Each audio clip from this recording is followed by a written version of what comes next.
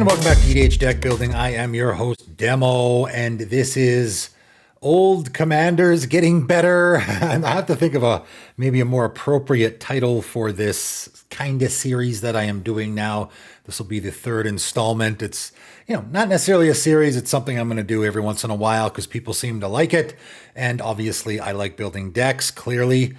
So it is basically commanders that are both oldish. I had one guy say, "Oh, Vaya is old." Boy, do you ever make me feel old by saying that. Yeah, it's not really old. That's what, like Aether Revolt, which came out in, 2012 or something? Whenever it was. Some of those commanders from back in the day that didn't get a lot of love and still are not getting love, that maybe they were a little more fringe or they certainly weren't very powerful. And one of the good things, again, I don't love the nonstop cards being printed, especially specifically for the Commander format. However, one of the upsides is some of these really underwhelming, unpopular commanders get some more options for them. So they are more, viable. I mean, I think they're already playable, but now they can be a little bit better, right? We will start out with Heidar, Rimewind Master, and this is a pretty easy one. Obviously, you could probably figure out why this guy's gotten a little bit better. 4 and a blue human wizard, 3/3, pay 2 and tap, return target permanent to owner's hand. It's a pretty good ability to have on your commander, certainly versatile. Play this ability only if you control 4 or more snow permanents. So, of course, you want to be doing a snow theme here. And this is actually, funny enough, the first ever snow commander. But way back from Cold Snap, obviously, when the first time they revisited the snow theme. And, back then, of course, now if this guy was printed today, he would be a snow creature. He's actually not a snow creature. So you have to have 4 other snow permanents in order to activate this ability. But of course, that ain't hard. All you need is 4 snow covered islands in play and your commander's ability turns on, right? Obviously, we just got a ton of support in.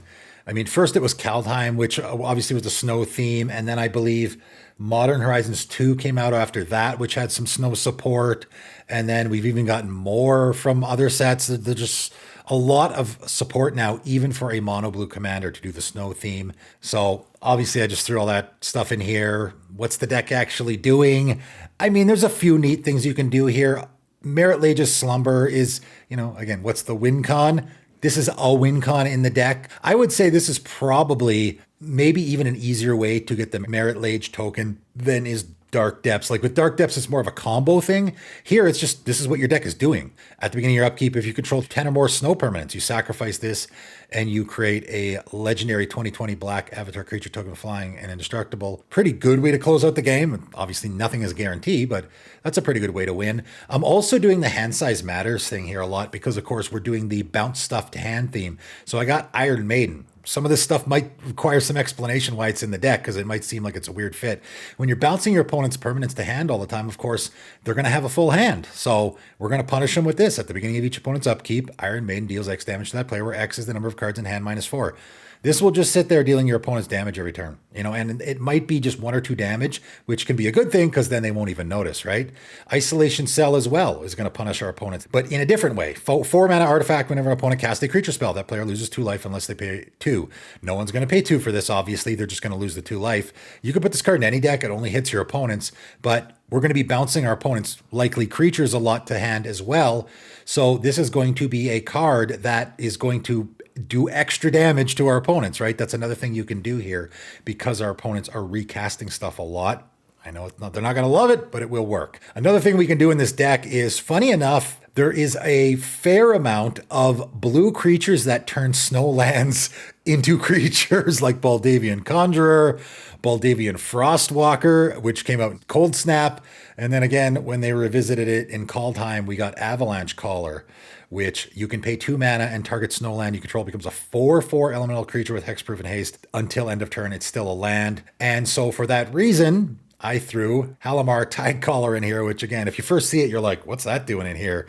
Because it gives our land creatures flying, which I thought was a really neat thing to do in the deck as well. You can do, I'd say a pretty decent, attack with my land creatures theme to help close up the game as well. So there you go. Heidar, Rimewind Master. Certainly, I think this guy has gotten a lot better. Let's look at a commander that was laughably bad when it first came out, Akim, Soaring Wind. Obviously, there was a lot of really powerful commanders from C20. This is the one that was easily the least popular, of course, still is, and the least powerful by far. I have said before that I think this commander would have been totally fair. And again, they don't have to make busted commanders, but this one, it's almost like they were trying to hose it. The casting cost here could have easily been blue, red, and white, just Jeskai colors, instead of the two blue, red, and white. This guy would have been totally fair just as a 3-mana commander. And having this ability, 3 white, blue, and a red creature tokens you control gain double strike into the turn is just like 6 mana for that. Wow. I think that as well could have just been blue, red, and white, and it would have been a totally fair commander and probably still wouldn't be that popular. But of course, the ability we're building around here is whenever you create one or more tokens for the first time each turn, create a 1/1 bird creature token. So, of course, we got a lot more token support that can make this commander a lot better. And look no further than Bloomborough, which just came out and had a pretty heavy token theme, I would say. So Caretaker's Talent, 2 and a white, enchantment class. Whenever one or more tokens you control enter the battlefield, draw a card. This ability triggers only once each turn. Perfect. That works exactly with what our commander is doing. We can get to level 2 here, and when this class becomes level 2, create a token that's a copy of target token you control. And of course, level 3 is going to be fantastic. Creature tokens you control get +2/+2. Pretty great way to help close up the game. Murmuration is a great one here. 4 and a white enchantment. Birds you control get +1/+1 and a vigilance. And of course, we are making birds, and also our commander is a bird. So it's going to work pretty great with all that stuff. Also, though, at the beginning of your end step for each spell you've cast this turn, which likely is going to be at least one, create a 1/2 blue bird creature token flying named Stormcrow. So creating tokens, great. Perch protection I thought was worth putting in here as well from Bloomborough, which of course, whether or not you're going to gift the turn and whether or not you're going to use the Teferi's protection effect is entirely up to you, but I think it's good enough just for 6 mana instant speed, create 4 2/2 blue bird creature tokens with flying. Because again, this is going to get the trigger off our commander. It works with all the other token stuff, and it also works with the other bird tribal stuff because you're creating birds. So I thought it was a pretty good fit here. Perplexing Test is going to return all creature tokens to owner's hand or return all non-token creatures to owner's hand. I think likely you'll be returning all non-token creatures to owner's hand, so you get to keep all your token creatures. Junkwinder, as I've said in previous videos, if you are doing a token theme in blue, I think it's a slam dunk. So it is obviously a slam dunk here. Benny Brax, just great card draw. Again, another card that didn't exist when I made this deck. And again, doing the beginning of each end step thing. So of course, works with our commander, which we want to be doing on everyone's turn, right? That's how the deck is built. Inspiring Leader, a background that fits fantastically here. Going to make those 1/1 birds into 3/3s because commander creatures you own have creature tokens you control get +2/+2. Obviously all the other creature tokens we're making as well. Just tons of support like this recently, right? Might Overseer from Phyrexial will be 1. As long as it's your turn, creature tokens you control get +1/+1 at first strike. So that's going to help out as well. And Roar of Resistance. 1 on a red enchantment. Creature tokens you control have haste. It's going to be great, but also whenever one or more creatures attack, you may pay 1 on a red. If you do, creatures attacking your opponents and or planeswalkers they control get +2/+0 until end of turn. So of course, we're going to use that on ourselves. We can use it with our opponents as well. So that's a great fit here. Lots of support for this guy. Every token creation support card in Jeskai colors over the past 3 or 4 years is going to be a consideration for this guy. So great commander that maybe you might want to revisit. I'm going to end off with Asmira Holy Avenger, which I think is a really underrated commander. And this one certainly is an old commander going way back to Mirage. A lot of commander players probably weren't even alive when this card was printed. I think this is actually a really great build around. So 2 white and a green human cleric, 2/3 with flying at the beginning of each end step. That's why that ability works great in Commander. Put a +1/+1 counter on Asmira Holy Avenger for each creature put into your graveyard from the battlefield this turn. So very important wording again at the beginning of each end step, and it is a +1/+1 counter on your commander for each creature that died this turn. So you can pile counters on our commander really easily. And the big help that we've gotten here, and again, when I built this deck on my channel, I went with sort of the Aristocrats theme in Selesnya colors where, we can sack our creatures counters on, other people's turns if we want to. Obviously, protecting our commander is going to be huge. Someone cast a board wipe, blacksmith skill, or Tameo safekeeping. Our commander survives the board wipe, and then, of course, because we lost our whole team on the end step, gets a bunch of counters on it, right? So, I really think this is a great commander. The support we've gotten recently, though, is in particular the counter support, because of course we're doing counters here. New Capenna had a lot of great stuff for that. Sanctuary Warden I put in. Whenever it enters the battlefield or attacks, you may remove a counter from a creature or planeswalker you control. If you do, draw a card and create a 1/1 green white citizen creature token. So it's card draw. It's also creating those tokens, right? And we want creatures in play so that they can be dying. Obviously, we have sack outlets in here as well. So creating those creatures or just having creatures around that can die, we can chump with them, whatever, is going to be important. Also, card advantage. We're going to be piling counters on our commander, which of course is good. Easily get huge and killing people with commander damage is definitely doable here. But I thought using those counters in other ways would be interesting as well. Also from New Capenna, Resourceful Defense, 2 and a white, enchantment. Whenever a permanent you control leaves the battlefield, if it had counters on it, put those counters on target permanent you control. We do have a few other things in the deck that are using counters. There's a little bit of a counter sub-theme here. So we can have another creature with counters on it, like say our Michaeloth, right? Because obviously Michaeloth fits for a number of reasons. It's devouring, which works with the, sacrifice theme. It's also putting counters on itself, which works in the counter theme, and it's also making creatures. So works there as well. It really works fantastically with everything we're doing.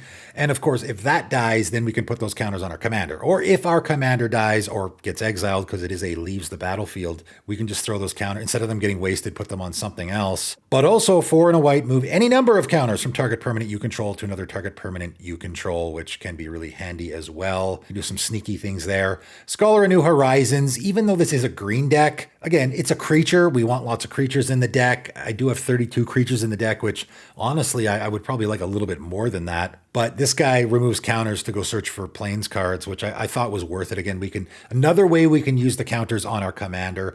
Hopeful Initiate, pay 2 and a white. Remove 2+1/+1 counters from among creatures you control.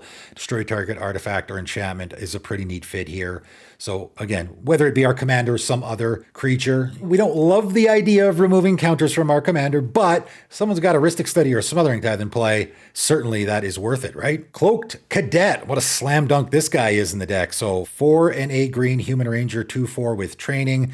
Whenever one or more +1/+1 counters are put on one or more humans you control, draw a card. This ability triggers only once each turn. So of course, our commander is a human. So basically, whenever a creature dies under our control on the end step, our commander gets a counter, and then we get a card draw. So we really want creatures dying on everyone else's turns as much as possible. Hierophant Biotitan is a funny fit here. And again, I just want to find another way, that other things we can do in the deck that aren't just making our commander big, right? So this guy, 10 green, Tyranid 12/12 is an additional cost to cast this spell. You may remove any number of +1/+1 counters from among creatures you control. This spell costs 2 less to cast for each counter removed this way. So we don't have to remove all the counters from our commander or anything. 5 is the max, right? 5 will mean this guy costs a green and a green, which of course is incredible for a 12/12 vigilance reach ward 2 creature that can't be blocked by creatures with power 2 or less. Pretty great. But also, if we got the mana, just remove 1 counter or 2 counters, whatever we want.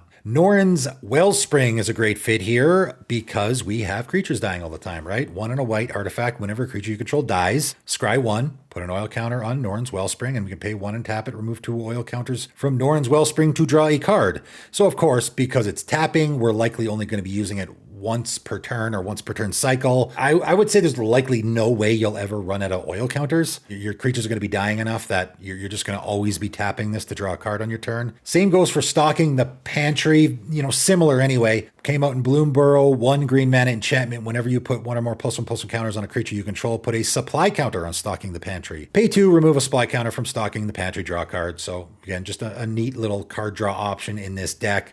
And not a new card, but funny enough, I'm shocked I didn't have this in there before. Animation module, funny enough, again from Aether Revolt. So 1 mana artifact, and this is a card I've talked about in 10 cards videos before that I think people should maybe give a look for their +1/+1 counter themes. So whenever one of our +1/+1 counters are placed on a permanent you control, you may pay 1. If you do, create a 1/1 color servo artifact creature token. So every time our commander, on the end step gets that trigger, all we have to do is pay 1 mana and we get a servo token. And obviously that it's extra good here because we want those creatures in play, right? We just keep spitting out servo tokens that are going to keep dying, and we can keep replenishing our stock as our commander gets +1/+1 counters on them. Also, pay 3 tap, choose a counter on target permanent or player, give that permanent or player another kind of that counter. That can be useful as well. It's like a really bad proliferate, but it can be useful in this deck.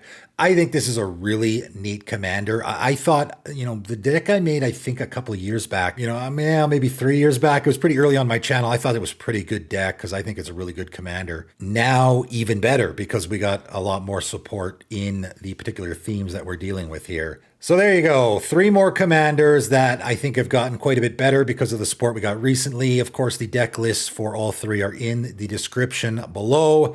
Feel free to check them out for yourself. That's it for today, and thanks for tuning in.